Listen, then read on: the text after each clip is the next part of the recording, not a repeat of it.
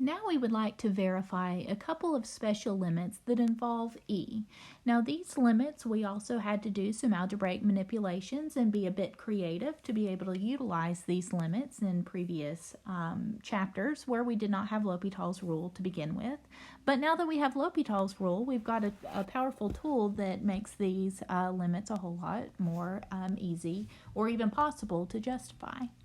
So here we want to first show that the limit as h goes to 0 of e to the h minus 1 on top with h on the bottom, we want to show that that is in fact 1.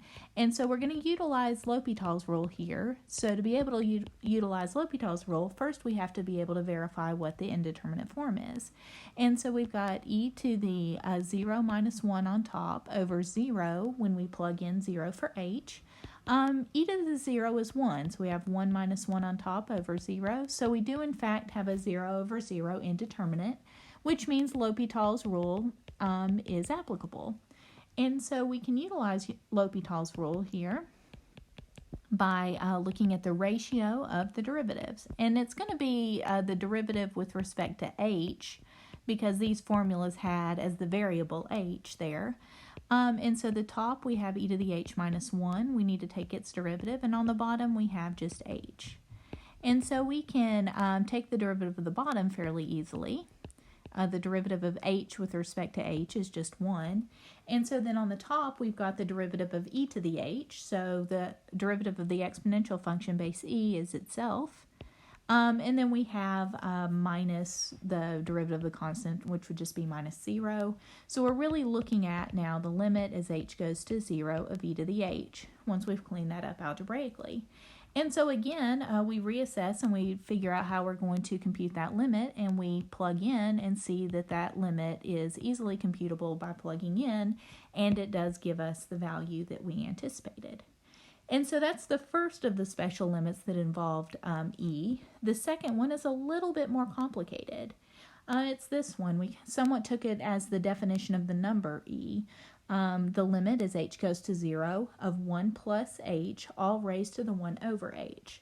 So I claim that L'Hopital's rule is going to be applicable here, but it's not without a little bit of algebra first. So let's just see what happens here when we plug in.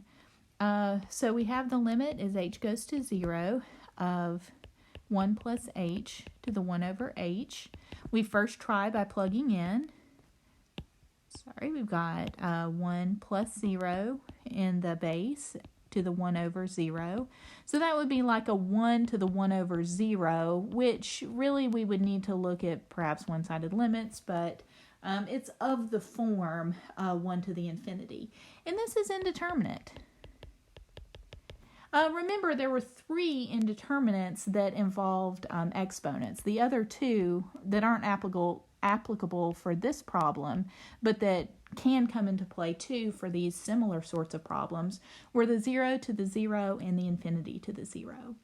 And so anytime you see one of those 3 indeterminates that involve exponents there, you're going to need to introduce a logarithm. Just like when we had x's in the base and in the exponent for derivatives, we needed to introduce a logarithm either through logarithmic differentiation or what I call the e natural log technique if we wanted to work only on one side.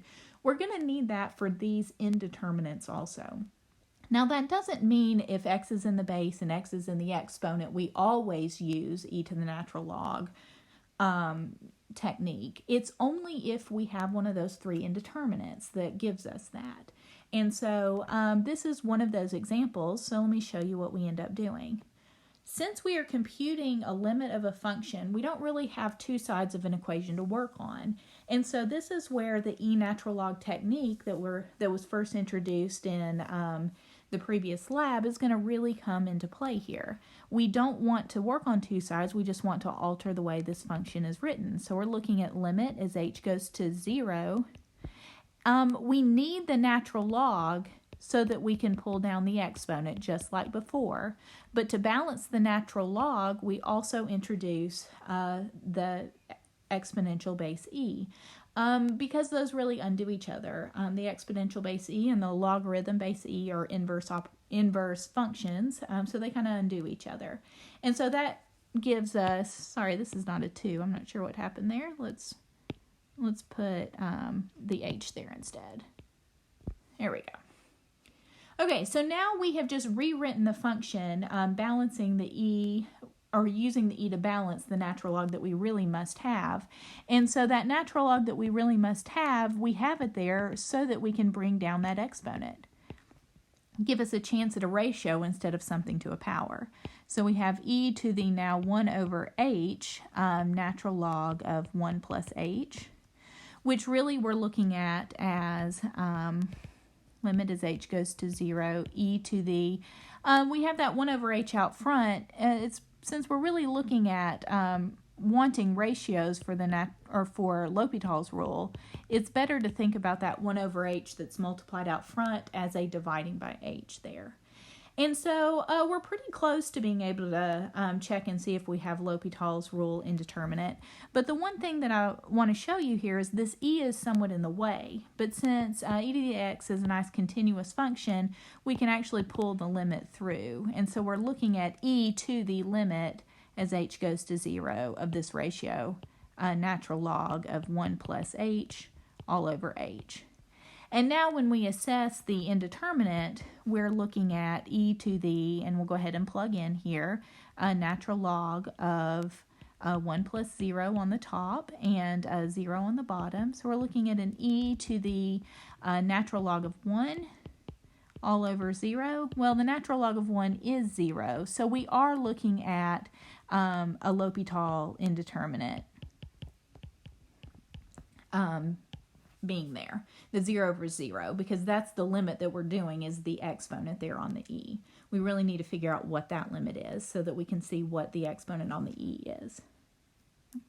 So let's keep going here. We've got now that L'Hopital's rule is applicable, and we've done the algebra to get ready for it. So that's copied over right here, and we've got that indicator over the equal sign to say I am applying L'Hopital's rule now. And I apply L'Hopital's rule as soon as I write it with derivatives here, the ratio of the derivatives. So the derivative again with respect to h, because that's our variable here. So we have natural log of 1 plus h on the top, and we have an h on the bottom that we're taking the derivative of. And so we've got e to the, and we've got this ratio here of derivatives. The derivative of h is just 1, so that's what's on the bottom. And then on the top, we've got a chain rule that's needed. It's the derivative of the natural log of something ugly. So the form that takes is we've got the part that's in parentheses landing on the bottom, and its derivative would land on the top. So its derivative really would be the derivative of 0 is 1 plus the derivative of 1 is 0 plus the derivative of h is 1. So we're really looking at e to the, guess what else I forgot? We have limit sitting there, and we have to have that limit notation sitting here also in front.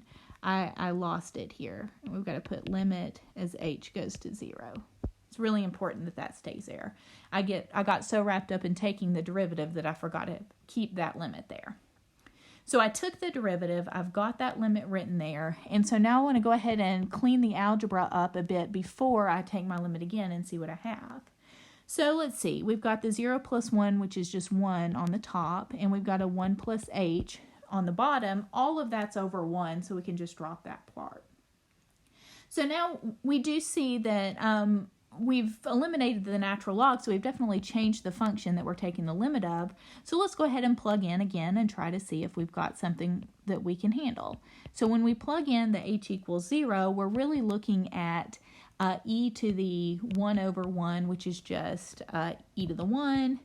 And certainly e is just a number, so we can just drop the exponent of 1 there, and we get the e that we expect. And this is using the algebra with the e natural log technique that was introduced along with derivatives. And it's also keeping track of the e that balances the natural log that's needed. And so it's easy to lose the limit. It's easy to lose that e there. So make sure when you're tackling these problems that you keep all of those details. And also remember all three of them, the 0 to the 0, the 1 to the infinity like this one was, and the infinity to the 0. Those three indeterminates that all involved exponents, those are the exact set of indeterminate limits for which you need to use the E natural log technique. And every single time for all three of those cases, when you do use the E natural log technique, the indeterminate can be written in the form of one where L'Hopital's rule is applicable. So these will all end up being L'Hopital's rule after you've done a little bit of algebra.